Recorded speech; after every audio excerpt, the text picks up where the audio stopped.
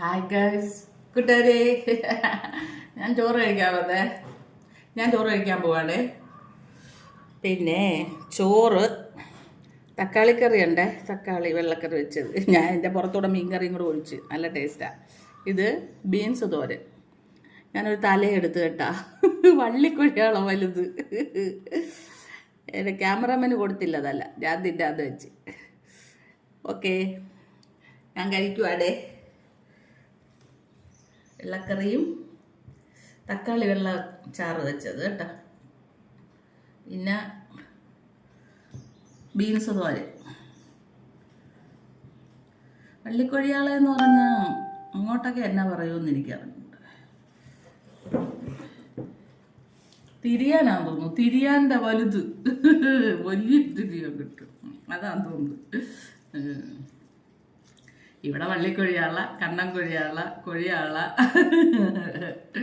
അയല, ചാള, മത്തി, ചൂര കഴിക്കുവാടേ. നിങ്ങൾക്ക് എല്ലാവർക്കും വേണ്ടി ഞാൻ കഴിക്കും.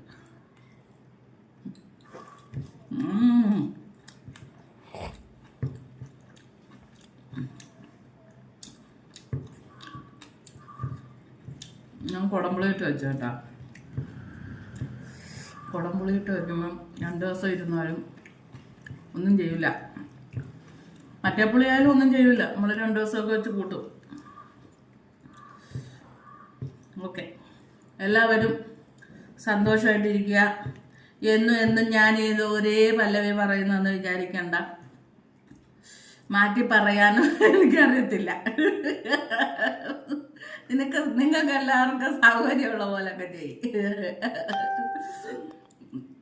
എനിക്ക് പറ്റുന്ന രീതിയിൽ ഫേസ്ബുക്കുകാർ തന്നാലും തന്നില്ലേലും ഞാനിങ്ങനെ ചെയ്യും.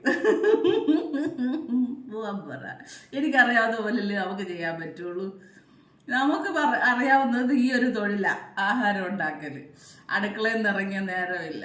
ആകപ്പാടെ എനിക്കൊരു റെസ്റ്റ് കിട്ടിയത് കൈയും കാലും ഒടിഞ്ഞപ്പോഴാണ്. കൈയും കാലും ഒടിഞ്ഞ് കിടക്കുമ്പോഴാണ് നമ്മൾ റെസ്റ്റ് എടുക്കുന്നത്. ഇപ്പം പിന്നെ എഴുന്നേറ്റ് നടക്കാം. പിന്നെ ഒരു കാര്യം കൂട്ടുകാരെ, കൈയും കാലും ആരോഗ്യം ഉള്ളപ്പോഴേ നിങ്ങൾക്കൊക്കെ എന്തെങ്കിലുമൊക്കെ എല്ലാവരുടെയും മുമ്പിൽ ഒരു പേരുള്ളൂ. അതെല്ലാം ഒടിഞ്ഞു കഴിയുമ്പോഴാ ആരും കാണൂല. മക്കൾ പോലും ആരും കാണൂല കൂട്ടുകാരെ. അവർക്ക് ഉപകാരമില്ലല്ലോ നമ്മളെ കൊണ്ട്. അതുകൊണ്ട് മക്കൾ പോലും ഉണ്ടാവില്ല. അതൊരു പാഠമായി കേട്ടാ. ഈ 8 മാസം കൊണ്ട് ഞാൻ നല്ല പാഠം പഠിച്ച്. നമ്മുടെ ഭർത്താവും നമ്മളും മാത്രം. ഭാര്യയ്ക്ക് ഭർത്താവും, ഭർത്താവിന് ഭാര്യയും. എത്ര ഓപരിച്ചാലും ശരി, നമ്മൾ ഒന്നും ചെയ്തില്ലെന്ന് പറയും ആ സമയത്ത്.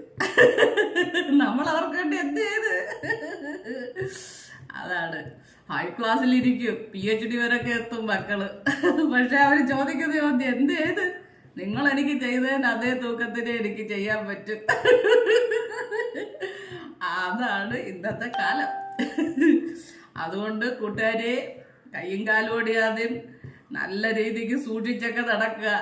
50 വയസ്സ് കഴിയുമ്പോൾ നമ്മളുടെ ആരോഗ്യമൊക്കെ ക്ഷയിക്കാൻ തുടങ്ങും. നമ്മൾ സൂക്ഷിച്ചാൽ നമുക്ക് കൊള്ളാം. Okay, bye. അടുത്തൊരു വീഡിയോ ആയിട്ട് വീണ്ടും വരാം. ബായ്.